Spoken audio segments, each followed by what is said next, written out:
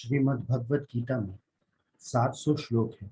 यदि हम प्रतिदिन 100 श्लोक का पाठ करें तो संपूर्ण भगवत गीता एक सप्ताह में यानी 7 दिन में पूर्ण हो जाए।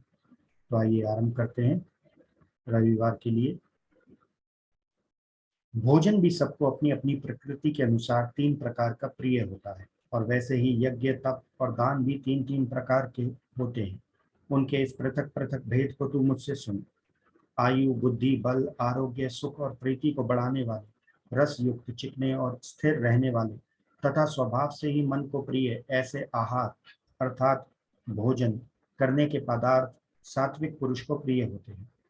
कड़वे, खट्टे, लवण युक्त, बहुत गर्म, तीखे, रूखे, दाहकारक और दुख, चिंता तथा रोगों को उत्पन्न करने वाले आहार अर्थात भोजन करने के पदार्थ राजस पुरुष को प्रिय होते हैं।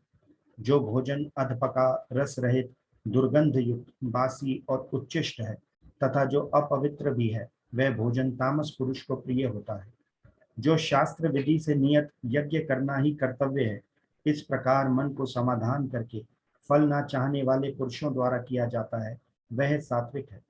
परंतु हे अर्जुन, केवल दंभ आचरण के लिए अथवा फल को भी दृष्टि में रखकर जो यज्ञ किया जाता है, उस यज्ञ को तू राजस जान। शास्त्र विधि से हीन, अन्न दान से रहित, बिना मंत्रों के, बिना दक्षिणा के और बिना श्रद्धा के किए जाने वाले यज्ञ को तामस यज्ञ कहते हैं।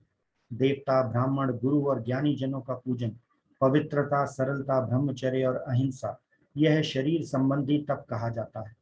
जो उद्वेग न करने वाला, प्रिय और हितकारक एवं यथार्थ भाषण है तथा जो वेद शास्त्रों के पठन का एवं परमेश्वर के नाम जप का अभ्यास है, वही वाणी संबंधी तप कहा जाता है। मन की प्रसन्नता, शांत भाव, भगवत चिंतन करने का स्वभाव, मन का निग्रह और अंतःकरण के भावों की भली भांति पवित्रता, इस प्रकार यह मन संबंधी तप कहा जाता है। फल को ना चाहने वाले योगी पुरुषों द्वारा परम श्रद्धा से किए हुए उस पूर्वोक्त 3 प्रकार के तप को सात्विक कहते हैं।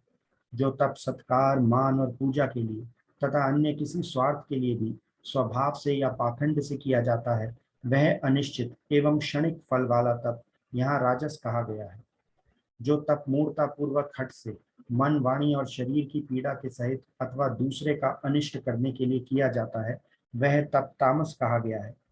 दान देना ही कर्तव्य है, ऐसे भाव से जो दान देश तथा काल और पात्र के प्राप्त होने पर उपकार न करने वाले के प्रति दिया जाता है, वह दान सात्विक कहा गया है। किंतु जो दान क्लेश पूर्वक तथा प्रत्युपकार के प्रयोजन से अथवा फल को दृष्टि में रखकर फिर दिया जाता है, वह दान राजस कहा गया है। जो दान बिना सत्कार के अथवा तिरस्कार पूर्वक अयोग्य देश काल में और कुपात्र के प्रति दिया जाता है, वह दान तामस कहा गया है। ओम तत्सत। ऐसे यह 3 प्रकार का सच्चिदानंद घन ब्रह्मा का नाम कहा है। उसी से सृष्टि के आदि काल में ब्राह्मण और वेद तथा यज्ञ आदि रचे गए। इसलिए वेद मंत्रों का उच्चारण करने वाले श्रेष्ठ पुरुषों की शास्त्र विधि से नियत यज्ञ, दान और तप रूपी क्रियाएं सदा ओम इस परमात्मा के नाम को उच्चारण करके ही आरंभ होती हैं। तत् अर्थात तत् नाम से कहे जाने वाले परमात्मा का ही यह सब है। इस भाव से फल को न चाहकर नाना प्रकार की यज्ञ, तप रूपी क्रियाएं तथा दान रूपी क्रियाएं कल्याण की इच्छा वाले पुरुषों द्वारा की जाती हैं। सत, इस प्रकार यह परमात्मा का नाम सत्य भाव में और श्रेष्ठ भाव में प्रयोग किया जाता है तथा हे पार्थ, उत्तम कर्म में भी सत शब्द का प्रयोग किया जाता है तथा यज्ञ, तप और दान में जो स्थिति है, वह भी सत इस प्रकार कही जाती है और उस परमात्मा के लिए किया हुआ कर्म निश्चय पूर्वक सत ऐसे कहा जाता है। हे अर्जुन, बिना श्रद्धा के किया हुआ हवन, दिया हुआ दान एवं तपा हुआ तप और जो कुछ भी किया हुआ शुभ कर्म है, वह समस्त असत इस प्रकार कहा जाता है। इसलिए वह ना तो इस लोक में लाभदायक है और ना मरने के बाद ही। अर्जुन बोले, हे महाबाहो, हे अंतर्यामी, हे वासुदेव, मैं संन्यास और त्याग के तत्व को पृथक पृथक जानना चाहता हूँ। श्री भगवान बोले, कितने ही पंडित जन तो काम्य कर्मों के त्याग को संन्यास समझते हैं तथा दूसरे विचार कुशल पुरुष सब कर्मों के फल के त्याग को त्याग कहते हैं। कई एक विद्वान ऐसा कहते हैं कि कर्म मात्र दोष युक्त है, इसलिए त्यागने के योग्य है, और दूसरे विद्वान ये कहते हैं कि यज्ञ, दान और तप रूपी कर्म त्यागने योग्य नहीं है, हे पुरुष श्रेष्ठ अर्जुन, संन्यास और त्याग, इन दोनों में से पहले त्याग के विषय में तू मेरा निश्चय सुन, क्योंकि त्याग सात्विक, राजस और तामस भेद से 3 प्रकार का कहा गया है। यज्ञ, दान और तप रूपी कर्म त्याग करने के योग्य नहीं है, बल्कि वह तो अवश्य कर्तव्य है, क्योंकि यज्ञ, दान और तप ये तीनों ही कर्म बुद्धिमान पुरुषों को पवित्र करने वाले हैं। इसलिए हे पार्थ, इन यज्ञ, दान और तप रूपी कर्मों को तथा और भी संपूर्ण कर्तव्य कर्मों को आसक्ति और फलों का त्याग करके अवश्य करना चाहिए। यह मेरा निश्चय किया हुआ उत्तम मत है। निषिद्ध और काम्य कर्मों का तो स्वरूप से त्याग करना उचित ही है, परंतु नियत कर्म का स्वरूप से त्याग करना उचित नहीं है। इसलिए मोह के कारण उसका त्याग कर देना तामस त्याग कहा गया है। जो कुछ कर्म है वह सब दुख रूप ही है, ऐसा समझकर यदि कोई शारीरिक क्लेश के भय से कर्तव्य कर्मों का त्याग कर दे, तो वह ऐसा राजस त्याग करके त्याग के फल को किसी प्रकार भी नहीं पाता। हे अर्जुन, जो शास्त्र विहित कर्म करना कर्तव्य है, इसी भाव से आसक्ति और फल का त्याग करके किया जाता है, वही सात्विक त्याग माना गया है। जो मनुष्य अकुशल कर्म से तो द्वेष नहीं करता और कुशल कर्म में आसक्त नहीं होता, वह शुद्ध सतोगुण से युक्त पुरुष संशय रहित, बुद्धिमान और सच्चा त्यागी है। क्योंकि शरीरधारी किसी भी मनुष्य के द्वारा संपूर्णता से सब कर्मों का त्याग किया जाना शक्य नहीं है। इसलिए जो कर्म फल का त्यागी है वही त्यागी है, यह कहा जाता है। कर्म फल का त्याग न करने वाले मनुष्यों के कर्मों का तो अच्छा बुरा और मिला हुआ ऐसे 3 प्रकार का फल मरने के पश्चात अवश्य होता है, किंतु कर्म फल का त्याग कर देने वाले मनुष्यों के कर्मों का फल किसी काल में भी नहीं होता। हे महाबाहो, संपूर्ण कर्मों की सिद्धि के ये 5 हेतु कर्मों का अंत करने के लिए उपाय बतलाने वाले सांख्य शास्त्र में कहे गए हैं, उनको तू मुझसे भली भांति जान। इस विषय में अर्थात कर्मों की सिद्धि में अधिष्ठान और कर्ता तथा भिन्न भिन्न प्रकार के कारण एवं नाना प्रकार की अलग अलग चेष्टाएं, और वैसे ही 5वां हेतु देव है। मनुष्य मन, वाणी और शरीर से शास्त्र अनुकूल अथवा विपरीत जो कुछ भी कर्म करता है, उसके ये 5 कारण हैं। परंतु ऐसा होने पर भी जो मनुष्य अशुद्ध बुद्धि होने के कारण उस विषय में यानी कर्मों के होने में केवल शुद्ध स्वरूप आत्मा को कर्ता समझता है, वह मलिन बुद्धि वाला ज्ञानी यथार्थ नहीं समझता। जिस पुरुष के अंतःकरण में मैं करता हूँ ऐसा भाव नहीं है, तथा जिसकी बुद्धि सांसारिक पदार्थों में और कर्मों में लिपायमान नहीं होती, वह पुरुष इन सब लोगों को मारकर भी वास्तव में ना तो मारता है और ना पाप से बंधता है। ज्ञाता, ज्ञान और ज्ञेय ये 3 प्रकार की कर्म प्रेरणा है, और कर्ता, करण तथा क्रिया ये 3 प्रकार का कर्म संग्रह है। गुणों की संख्या करने वाले शास्त्र में ज्ञान और कर्म तथा कर्ता गुणों के भेद से 3-3 प्रकार के ही कहे गए हैं, उनको भी तू मुझसे भली भांति सुन। जिस ज्ञान से मनुष्य पृथक पृथक सब भूतों में एक अविनाशी परमात्म भाव को विभाग रहित समभाव से स्थित देखता है, उस ज्ञान को तू सात्विक जान।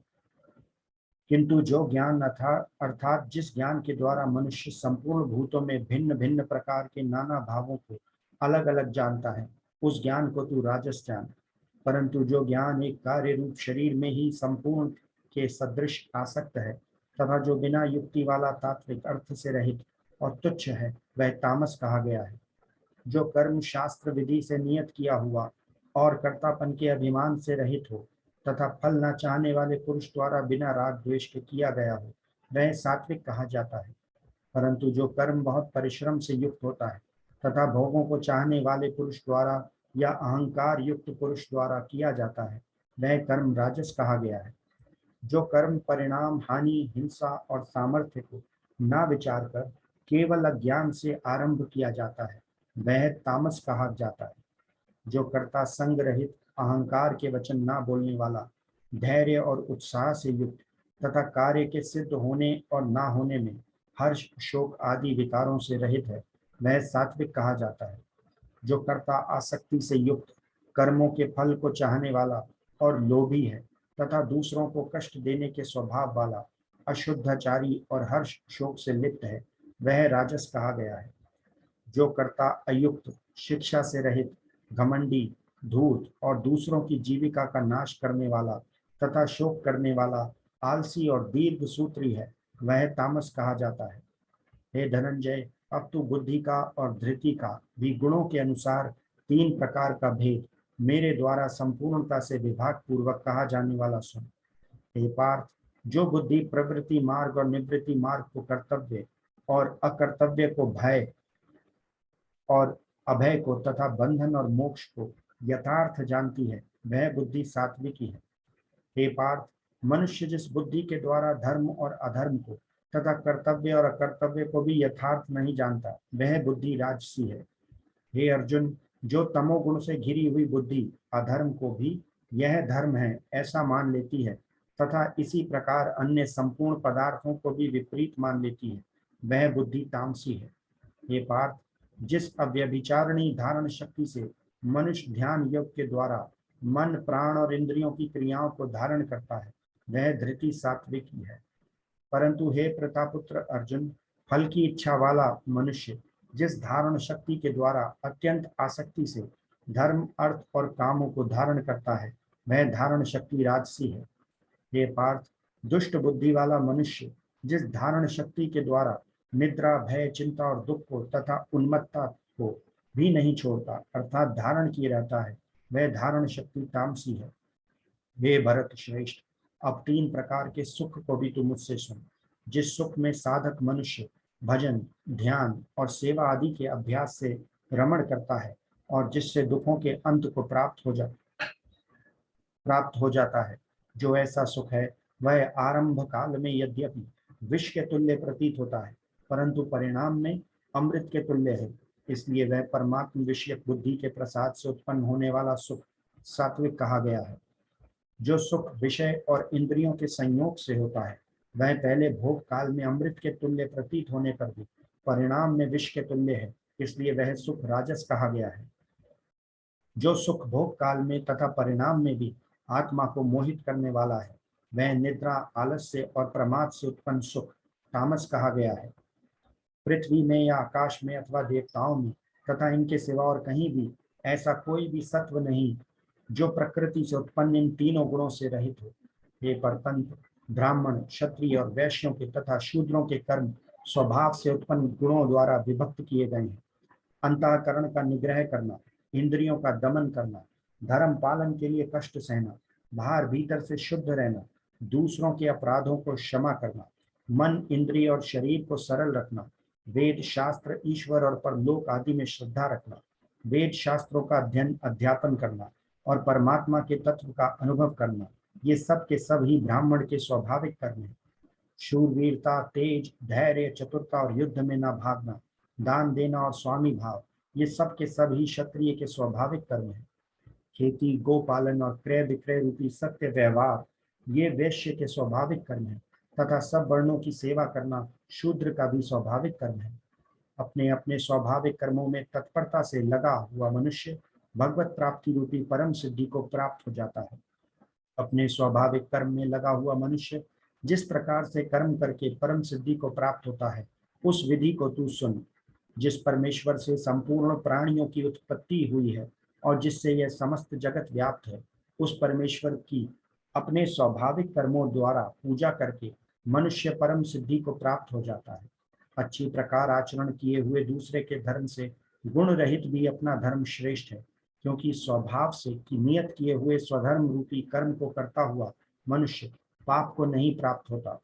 अतएव हे कुंती पुत्र, दोष युक्त होने पर भी सहज कर्म को नहीं त्यागना चाहिए, क्योंकि धुएं से अग्नि की भांति सभी कर्म किसी न किसी दोष से युक्त हैं। सर्वत्र आसक्ति रहित बुद्धि वाला, स्पृहा रहित और जीते हुए अंतःकरण वाला पुरुष सांख्य योग के द्वारा उस परम नैष्कर्म्य सिद्धि को प्राप्त होता है, जो कि ज्ञान योग की परानिष्ठा है। उस नैष्कर्म्य सिद्धि को जिस प्रकार से प्राप्त होकर मनुष्य ब्रह्मा को प्राप्त होता है, उस प्रकार को हे कुंती पुत्र तू संक्षेप में ही मुझसे समझ। विशुद्ध बुद्धि से युक्त तथा हल्का सात्विक और नियमित भोजन करने वाला, शब्द आदि विषयों का त्याग करके एकांत और शुद्ध देश का सेवन करने वाला, सात्विक धारण शक्ति के द्वारा अंतःकरण और इंद्रियों का संयम करके मन वाणी और शरीर को वश में कर लेने वाला, राग द्वेष को सर्वथा नष्ट करके भली भांति दृढ़ वैराग्य का आश्रय लेने वाला तथा अहंकार बल घमंड काम क्रोध और परिग्रह का त्याग करके निरंतर ध्यान योग के परायण रहने वाला, ममता रहित और शांति युक्त पुरुष सच्चिदानंद घन ब्रह्मा में अभिन्न भाव से स्थित होने का पात्र होता है।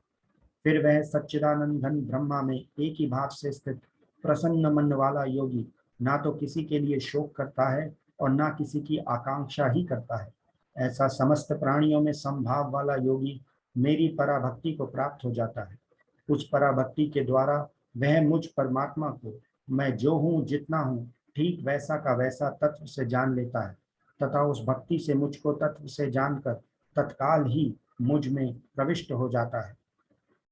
मेरे परायण हुआ कर्म योगी तो संपूर्ण कर्मों को सदा करता हुआ भी मेरी कृपा से सनातन अविनाशी परम पद को प्राप्त हो जाता है। सब कर्मों को मन से मुझ में अर्पण करके तथा समबुद्धि रूपी योग को अवलंबन करके मेरे परायण और निरंतर मुझ में चितवाला हो। उपयुक्त प्रकार से मुझ में चितवाला होकर तू मेरी कृपा से समस्त संकटों को अनायास ही पार कर जाएगा और यदि अहंकार के कारण मेरे वचनों को ना सुनेगा तो नष्ट हो जाएगा अर्थात परमार्थ से भ्रष्ट हो जाएगा।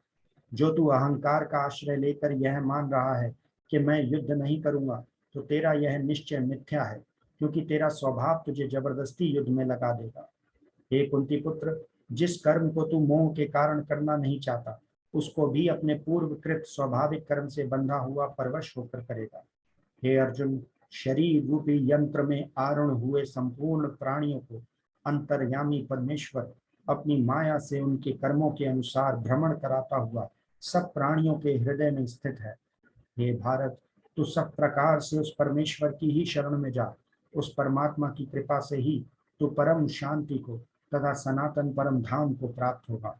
इस प्रकार यह गोपनीय से भी अति गोपनीय ज्ञान मैंने तुमसे कह दिया। अब तू इस रहस्य युक्त ज्ञान को पूर्णतया भली भांति विचार कर जैसा चाहता है वैसा ही कर। संपूर्ण गोपनीयों से अति गोपनीय मेरे परम रहस्य युक्त वचन को तू फिर भी सुन। तू मेरा अतिशय प्रिय है, इससे यह परम हितकारक वचन मैं तुझसे कहूंगा। हे अर्जुन, तू मुझ में मन वाला हो, मेरा भक्त बन, मेरा पूजन करने वाला हो और मुझको प्रणाम कर। ऐसा करने से तू मुझे ही प्राप्त होगा, यह मैं तुझसे सत्य प्रतिज्ञा करता हूँ, क्योंकि तू मेरा अत्यंत प्रिय है। संपूर्ण धर्मों को अर्थात संपूर्ण कर्तव्य कर्मों को मुझ में त्याग कर तू केवल एक मुझ सर्वशक्तिमान सर्व आधार परमेश्वर की ही शरण में आ जा। मैं तुझे संपूर्ण पापों से मुक्त कर दूंगा, तू शोक मत कर। तुझे यह गीता रूपी रहस्य में उपदेश किसी भी काल में ना तो तप रहित मनुष्य से कहना चाहिए, न भक्ति रहित से और न बिना सुनने की इच्छा वाले से ही कहना चाहिए, तथा जो मुझ में दोष दृष्टि रखता है उससे तो कभी भी नहीं कहना चाहिए। जो पुरुष मुझ में परम प्रेम करके इस परम रहस्य युक्त गीता शास्त्र को मेरे भक्तों में कहेगा वह मुझको ही प्राप्त होगा, इसमें कोई संदेह नहीं है। उससे बढ़कर मेरा प्रिय कार्य करने वाला मनुष्य में कोई भी नहीं है तथा पृथ्वी भर में उससे बढ़कर मेरा प्रिय दूसरा कोई भविष्य में होगा भी नहीं। जो पुरुष इस धर्म में हम दोनों के संवाद रूपी गीता शास्त्र को पढ़ेगा उसके द्वारा भी मैं ज्ञान यज्ञ से पूजित होऊंगा, ऐसा मेरा मत है। जो मनुष्य श्रद्धा युक्त और दोष दृष्टि से रहित होकर इस गीता शास्त्र का श्रवण भी करेगा वह भी पापों से मुक्त होकर उत्तम कर्म करने वालों के श्रेष्ठ लोगों को प्राप्त होगा। हे पार्थ, क्या इस गीता शास्त्र को तूने एकाग्र चित्त से श्रवण किया? और हे धनंजय, क्या तेरा ज्ञान जनित मोह नष्ट हो गया? अर्जुन बोले, हे अच्युत, आपकी कृपा से मेरा मोह नष्ट हो गया और मैंने स्मृति प्राप्त कर ली है। अब मैं संशय रहित होकर स्थित हूँ अतः आपकी आज्ञा का पालन करूंगा। संजय बोले, इस प्रकार मैंने श्री वासुदेव के और महात्मा अर्जुन के इस अद्भुत रहस्य युक्त रोमांचकारक संवाद को सुना। श्री व्यास जी की कृपा से दिव्य दृष्टि पाकर मैंने इस परम गोपनीय योग को अर्जुन के प्रति कहते हुए स्वयं योगेश्वर भगवान श्री कृष्ण से प्रत्यक्ष सुना है। हे राजन, भगवान श्री कृष्ण और अर्जुन के इस रहस्य युक्त कल्याणकारक और अद्भुत संवाद को पुनः पुनः स्मरण करके मैं बार बार हर्षित हो रहा हूँ। हे राजन, श्री हरि के उस अत्यंत विलक्षण रूप को भी पुनः पुनः स्मरण करके मेरे चित्त में महान आश्चर्य होता है और मैं बार बार हर्षित हो रहा हूँ। हे राजन, जहाँ योगेश्वर भगवान श्री कृष्ण है और जहाँ गांडीव धनुषधारी अर्जुन है वहीं पर श्री विजय विभूति और अचल नीति है, ऐसा मेरा मत है।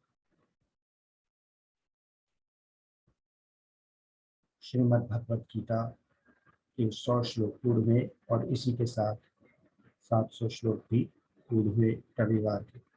जय श्री कृष्ण।